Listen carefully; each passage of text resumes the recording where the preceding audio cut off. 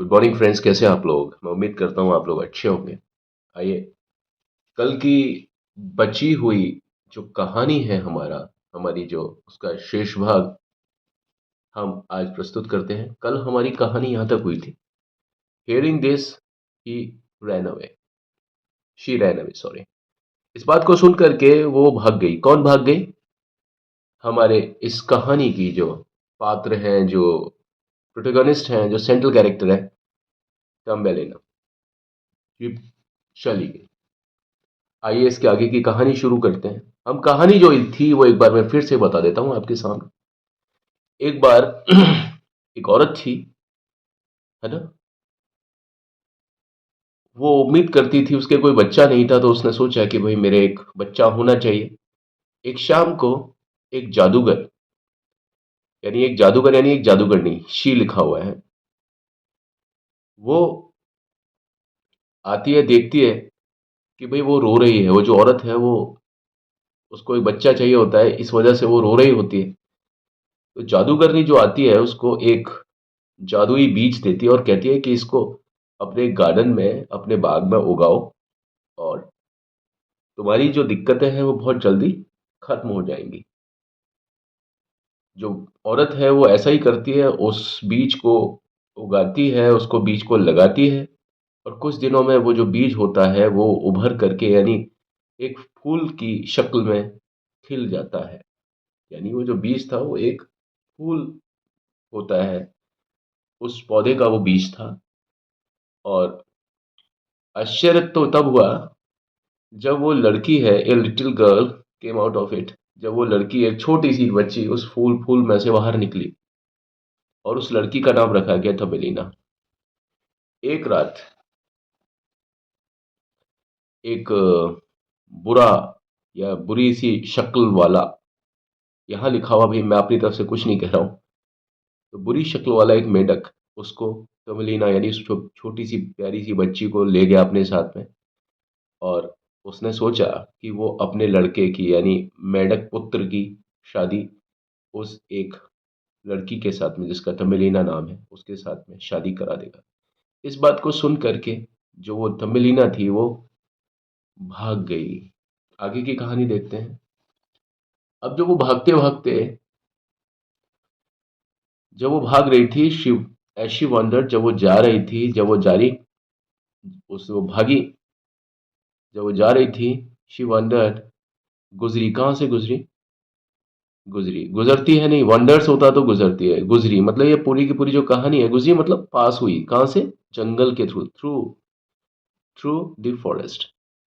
तो जंगल के बीच से गुजरी, बीच से, थ्रू मतलब बीच से, वंडर, वंडर मतलब गुजरना, जाना। जब आप कहीं घूमते हो, टहलते हो, उसको बोलते हैं वंडर। तो कहाँ से गुजरी वो लड़की जो थी, वो जंगल के बीचों बीच में से, मतलब दोनों तरफ। थ्रू कब आता है? जब चारों तरफ आपके कोई चीज हो और उसके बीच में से जब आप गुजरते हो। जैसे कोई झाड़ियां हैं, झाड़ियों के बीच में से होकर के आप गुजरते हो, जंगल के बीच में से, तो वहां पर थ्रू आता है। ये क्या है? ये आपका एक प्रपोजिशन।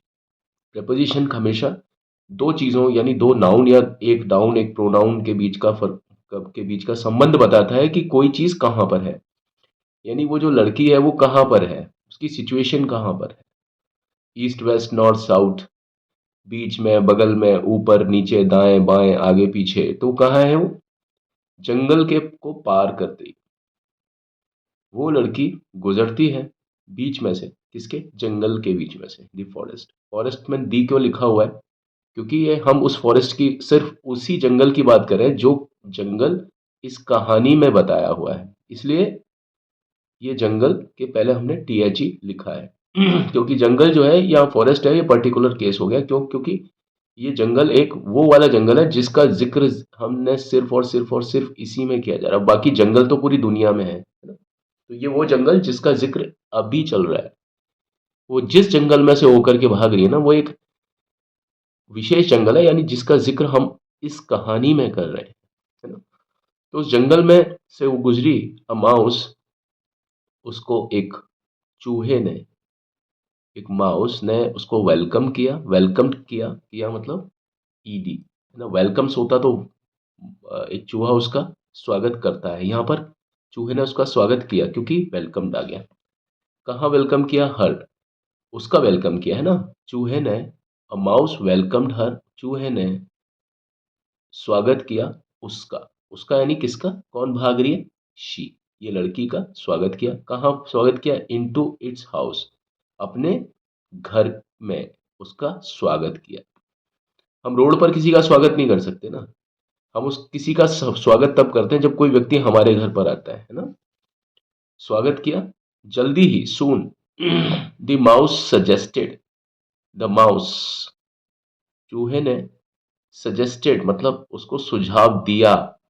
सजेस्ट्स नहीं है, सजेस्ट होता तो प्रेजेंट टेंस होता है, सुझाव देता है, चूहा सुझाव देता है, नहीं। चूहे ने सुझाव दिया, दिया मतलब पास्ट टेंस, क्योंकि ये पूरी कहानी जो है पास्ट टेंस यानी भूतकाल में चल रही है। सजेस्टेड क्या दिया? किसको दिया? हर, मतलब उस लड़की को दिया। द माउस सजेस्टेड हर, चूहे ने उसको, लड़की को सजेस्ट किया, सुझाव दिया। क्या सुझाव दिया? टू मैरी, कि तुम्हें शादी करनी है। शादी, शादी करनी, शादी करनी, करनी, मैंने बोला ना टू के बाद में फर्स्ट फॉर्म आता है वर्ब का। टू के बाद में वर्ब आएगी तो वर्ब का फर्स्ट फॉर्म आएगा, उसका मतलब होता है शादी, कोई भी चीज है। ये शादी है तो शादी करना, टू पहले आ गया तो ना, शादी करना।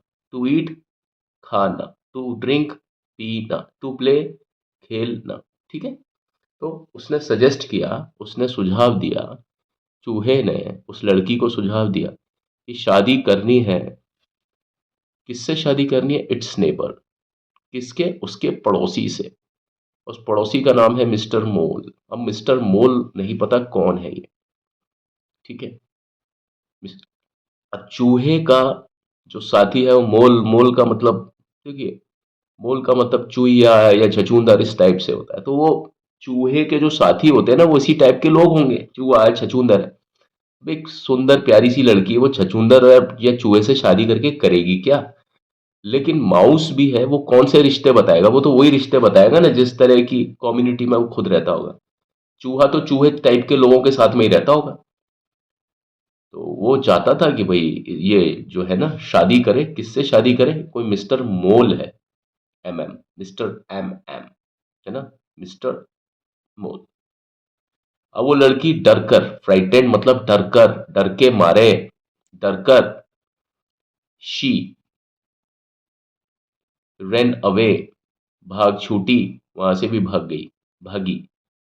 रन्स होता तो भागती है। रेन मतलब पास्ट टेंस में चल रही है ना कहानी। मैंने क्या बताया, सब्जेक्ट के तुरंत बाद में जो वर्ब आएगी वहां से आपको पता पड़ता है कि ये जो हमारा जो है जिक्र, ये पास्ट टेंस पर चल रहा है, यानी भूतकाल में चल रहा है, यानी कहानी चल रही है। और हर एक वाक्य में आप देखेंगे जो भी वर्ब सब्जेक्ट के यानी आपका विषय है, विषय यानी सब्जेक्ट के बाद वाली जो वर्ब है ना वो पास्ट टेंस वाली हो रही हो। तो यही सब्जेक्ट है, उसके बाद वाली रन, रन का सेकंड फॉर्म, सेकंड फॉर्म बोले तो पास्ट टेंस। तो वो लड़की जो है वो भाग छूटी दोबारा से। शी वॉज काइंड हार्टेड, वो दयालु थी। काइंड हार्टेड मतलब दयालु, है ना, बड़े दिल वाली, दयालु। एंड हेल्पफुल, और मददगार थी, वो मदद करती थी, है ना। काइंड हार्टेड एंड हेल्पफुल ये दोनों एडजेक्टिव हैं, ठीक है। किसके एडजेक्टिव हैं? ये इसके विशेषता बता रहे हैं इस लड़की की। और जो नाउन या प्रोनाउन की विशेषता को बता दे उसको विशेषण बोलते हैं। यानी काइंड हार्टेड ये एक विशेषण है और हेल्पफुल ये भी एक विशेषण है, ठीक है। हेल्प के पीछे फुल लगाया, हेल्पफुल हो गया, विशेषण हो गया। काइंड हार्ट के पीछे ईडी लगाया तो काइंड हार्टेड, ये वर्ब से बनाया हुआ है। ये भी एक वर्ब से ही बनाया हुआ है। हेल्प वर्ब भी होता है, नाउन भी होता है, और इस तरीके से एडजेक्टिव कई तो पैदाइशी होते हैं, कई बनाए गए होते हैं, ठीक है। तो ये किसकी भाषा बता रहा है? ये इसके बारे में बता रहा है, शी वॉज काइंड हार्टेड। और ये कौन सा एडजेक्टिव है? ये है आपका प्रीडिकेटिव एडजेक्टिव, क्योंकि ये नाउन के बाद में वर्ब आ रही है और वर्ब के बाद में ये आपके एडजेक्टिव आ रहे हैं। तो कौन से एडजेक्टिव है? ये प्रेडिकेटिव एडजेक्टिव है, पीछे की तरफ आ रहे हैं, यानी इसके बाद में। वो लड़की जो थी वो काइंड हार्टेड थी और हेल्पफुल थी, यानी जो तमेलीना की बात हो रही है। वन डे, एक दिन, शी सॉ, ए, एक दिन, उसने देखा एक वुंडेड स्वेलो, एक घायल एक पक्षी, एक चिड़िया, पक्षी, घायल चिड़िया एक पक्षी को देखा। कैसे देखा? क्राइंग इन पेन, रोते हुए, रोते रोते हुए, सोते हुए, जागते हुए। जब भी कभी ऐसा आएगा तो वर्ब के बाद में जो भी कोई वर्ब होगी उसके बाद में आईएनजी आएगा। यहां रोने की क्या वर्ब है? क्राई। तो चिड़िया को देखा, चिड़िया को एक एक पक्षी या एक चिड़िया को, एक घायल चिड़िया को देखा उसने, एक घायल चिड़िया को, एक घायल चिड़िया यानी ए वुंडेड स्वेलो, एक घायल चिड़िया को देखा। सौ मतलब देखा उसने एक दिन, है ना। वो चिड़िया क्या कर रही थी? रोते हुए क्राई मतलब रो, रोते हुए, रोते हुए, आईएनजी मतलब रोते हुए, किसमें? दर्द से, दर्द से कराते हुए, दर्द से रोते हुए, दर्द से कराते हुए। कराना और रोना एक ही बात है ना। रोते हुए, आईएनजी मतलब क्राई मतलब रो, और आईएनजी मतलब ते यहां पर। तो रोते हुए देखा, दर्द से कराहते हुए, रोते हुए उस घायल चिड़िया को उस लड़की ने देखा एक दिन। ये हो गया। शी, किसकी बात हो रही है? उस लड़की की बात हो रही है। शी, लड़की ने, हेल्प, मदद किया, मदद की, हेल्प्स नहीं होता, हेल्प्ड होगा यहाँ पर, है ना, क्योंकि कहानी पास्ट टेंस में आ रही है। सेकंड फॉर्म, सेकंड फॉर्म बोले तो पास्ट टेंस। और ये वर्ब है, सॉरी सब्जेक्ट है। सब्जेक्ट के तुरंत बाद में जो भी कोई टेंस होगा ना उसका पता पड़ता है वर्ब को देख करके। यहाँ पर वर्ब सेकंड फॉर्म में है तो कौन सा टेंस चल रहा है? ये पास्ट टेंस। पास्ट टेंस क्यों? क्योंकि ये पूरी कहानी, कोई भी कहानी है वो पास्ट टेंस में ही कही जाती है ज्यादातर। 99.9% यानी 99.9% कहानी यही कही जाती है इसी अंदाज में। शी, उसने मदद किया, किसका? हर, किसकी? स्वेलो की, यानी इस पक्षी की यानी चिड़िया की मदद की। टू, किस चीज में? To heal, to heal her wings, यानी हील मतलब इलाज करने में, उसको दोबारा से ठीक करने में, ठीक कर, ठीक करना, ठीक करना, है ना। टू का मतलब ना, ना मतलब नेगेटिव नहीं, ना वाला ना और हाँ वाला ना नहीं, ये मतलब हील मतलब ये वर्ब है और उसके पीछे ना लगा दो, तो ये जब वर्ब के पीछे ना लगा देते हैं तो हो जाता है हील मतलब ठीक करना, ना, है ना। तो उसने, लड़की ने मदद की, किसकी? उस चिड़िया की मदद की। हर यहाँ चिड़िया के बारे में है, उसकी मदद की किस चीज में? ठीक करने में। किसके? उसके पंख, उसके पंख। अब तो जाहिर बात है पंख किसके हैं? चिड़िया के ही पंख हैं, उसी का तो जिक्र आया है ना। तो चिड़िया के पंखों को, पंख नहीं पंखों को, दोनों तरफ पंख होते हैं ना चिड़िया के, एक तरफ पंख होते हैं तो विंग, दो तरफ पंख है तो विंग्स, पंखों को ठीक करने में। सून, जल्दी ही, दे बिकेम बेस्ट फ्रेंड्स। और सही, जाहिर सी बात है जब आप किसी की इतनी मदद करोगे तो वो जल्दी ही क्या, बहुत जल्दी आपस में दोस्त बन जाएंगे, और वही हुआ। सून, जल्दी ही, दे, दे यानी दोनों, कौन? ये टम्बेलिना और ये वुंडेड स्वेलो, है ना, यानी घायल पक्षी, दोनों क्या हुए? दोस्त बन गए। दे बिकेम, बिकेम मतलब बन जाना, बन गए, बन जाते हैं मतलब बिकम्स, या बिकम, बन जाते हैं, और बिकेम होगा बन गए। बिकम की सेकंड फॉर्म, सेकंड फॉर्म कब आती है? जब हम पास्ट टेंस की बात करते हैं। पूरी कहानी किस में लिखी हुई है? पास्ट टेंस में। तो हर एक वाक्य में आप देखिए सब्जेक्ट के बाद में जो वर्ब आएगी ना वो सेकंड फॉर्म वाली ही होगी, क्योंकि एक इंग्लिश का एक सिस्टम होता है, और जब आप इस तरीके से लिखते हैं, सोचते हैं, बोलते हैं, इंग्लिश लिखने में कभी कोई दिक्कत नहीं आएगी आपको।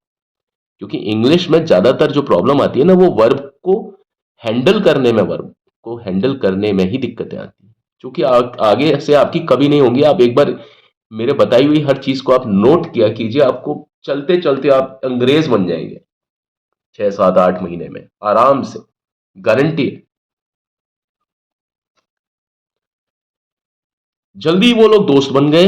द स्वेलो, पक्षी, वो चिड़िया, टुक, देखो ये पक्षी, ये चिड़िया सब्जेक्ट, ये वर्ब सेकंड फॉर्म, टेक का सेकंड फॉर्म, ले गई, चिड़िया ले गई उसको, चिड़िया ठीक हो गई, किसको ले गई? जाहिर सी बात है ये हर है, यहाँ तम्बेलिना की बात है। चिड़िया उसको ले गई अपने साथ में, यानी तम्बेलिना को ले गई, और फ्लू, उड़ी अपना साथ में लिया, चिड़िया ने उसको अपने साथ में लिया लड़की को और उड़ गई। फ्लाई का सेकंड फॉर्म उड़ी। टू अ गार्डन, कहाँ को उड़ी? एक एक बाग में, एक उद्यान को उड़ गई, है ना। वेयर, जहां।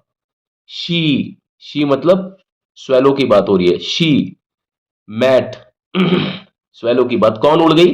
चिड़िया। तो अगला जो वाक्य है वो चिड़िया वाला ही आएगा। वो यानी वो चिड़िया ने उसको मिलाया। मीट का सेकंड फॉर्म मैट। शी मतलब सब्जेक्ट, सब्जेक्ट के बाद में वर्ब देखिए पास्ट टेंस की। मीट का सेकंड फॉर्म, हमेशा सेकंड फॉर्म आएगा यहां पर। तो चिड़िया को मिलाया। मीट मतलब मिलाती है, ताती ते मिलाती है। मैट मतलब मिलाया, मतलब पास्ट टेंस, मतलब भूतकाल। मिलाया, किससे मिलाया?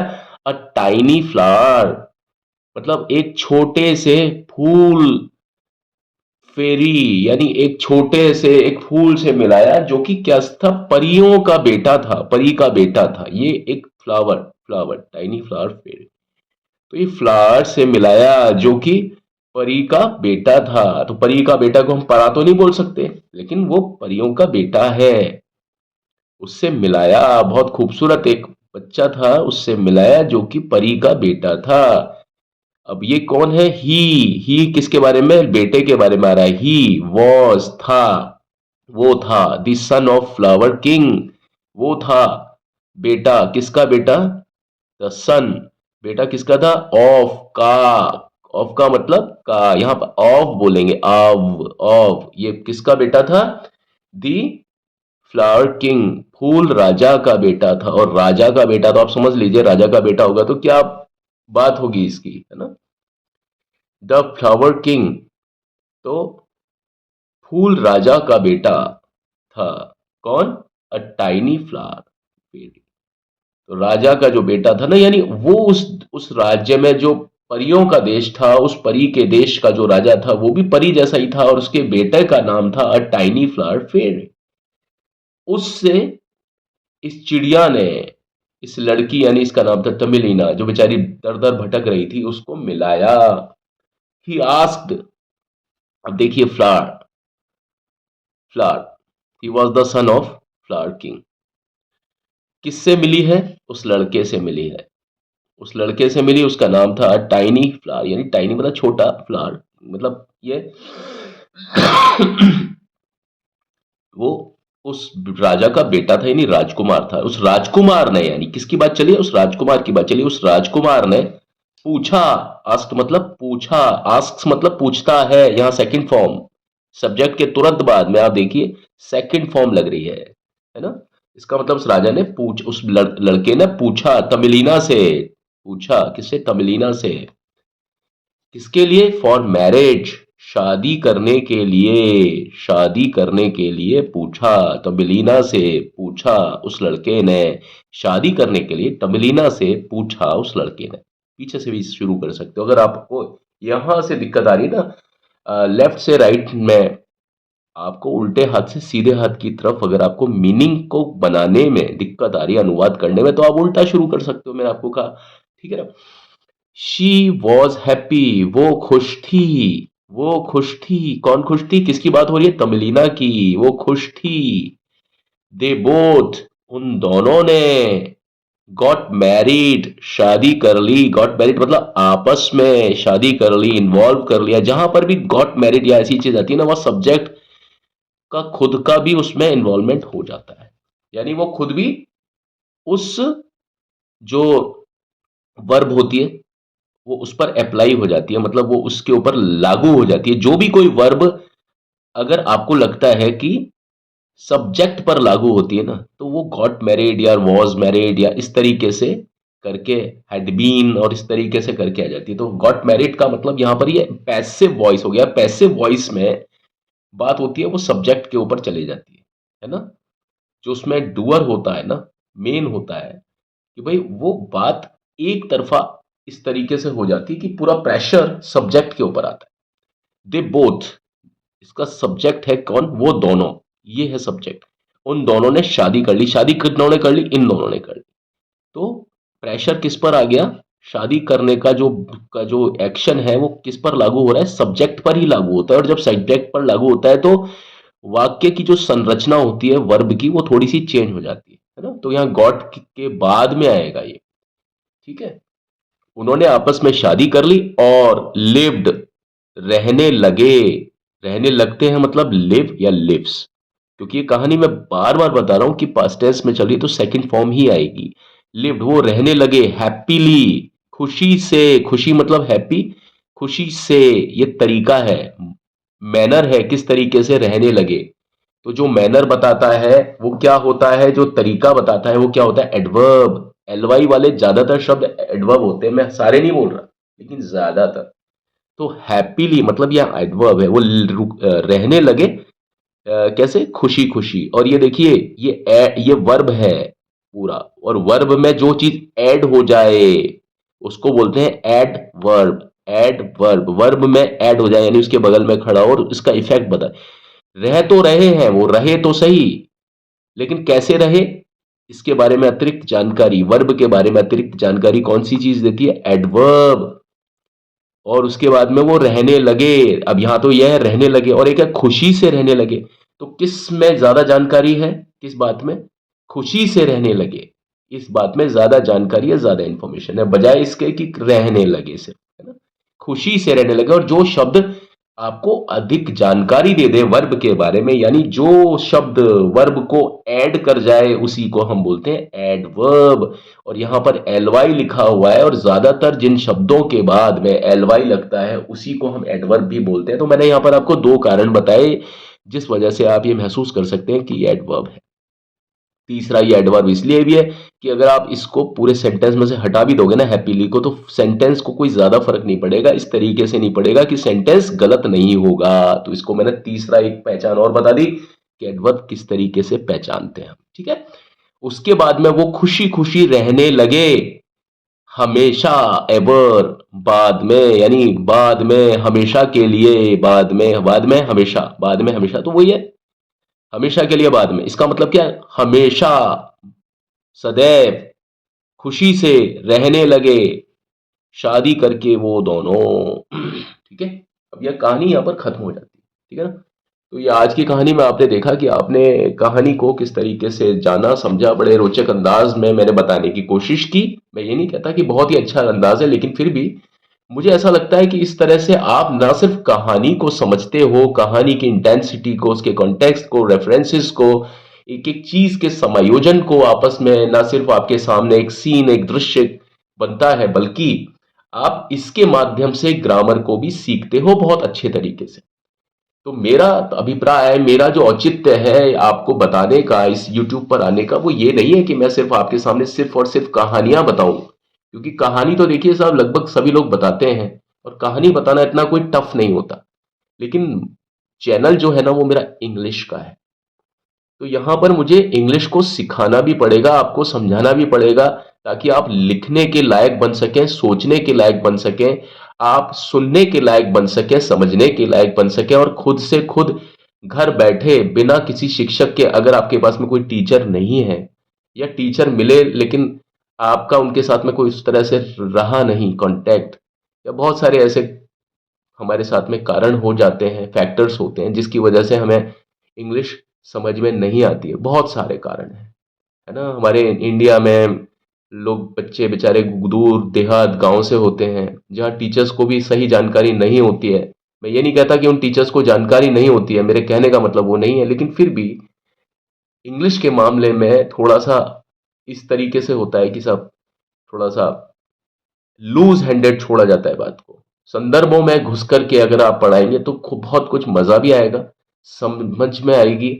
ना सिर्फ साहित्य से भाषा को समझ में आती है, बल्कि साहित्य के साथ में अगर व्याकरण के ऊपर भी पकड़ बन जाए तो ये एक सब्जेक्ट के साथ में भी न्याय होगा और लैंग्वेज के साथ में भी न्याय होगा, क्योंकि अंग्रेजी ना सिर्फ एक विषय है बल्कि विषय से कहीं ज्यादा वो एक भाषा है। तो इसके साथ में एक सीरियसनेस बहुत ज्यादा होनी चाहिए, है ना? मेरे कहने का सिर्फ ये तात्पर्य था, मेरी बात को प्लीज आप अदरवाइज मत लेना, है ना? जो मैं कहना चाहता हूं कि आप इस तरीके से अगर आप पढ़ेंगे या पढ़ाएंगे तो मेरे ख्याल में ये रुचिकर होगा अंग्रेजी के लिए और सभी के लिए, हमारे पूरे सभ्यता के लिए। ठीक है, अपनी इसी आशा के साथ में मैं आपसे विदा लेता हूँ। और प्लीज़ जाने से पहले हर बार की तरह से मैं आपसे रिक्वेस्ट करता हूँ कि मेरे चैनल को प्लीज़ लाइक, शेयर, सब्सक्राइब और कमेंट ज़रूर कीजिए। प्लीज़, ये हमारे लिए एक प्रोत्साहन है, प्रेरणा है। और मैं खुशी है मुझे कि आप अ, मुझे समझ पा रहे हैं और मुझे लगता है कि भाई मैं कुछ कर पाऊँगा आपके लिए, है ना? और इस इंग्लिश के लिए, जहाँ लोगों को बेवकूफ़ बनाया जा रहा है भर भर करके बेवकूफ़ बनाया जा रहा है। ठीक है, thank you and have a nice time, may God bless all of you. कल मिलते हैं, अभी तो चलते हैं। Thank you, bye, God bless.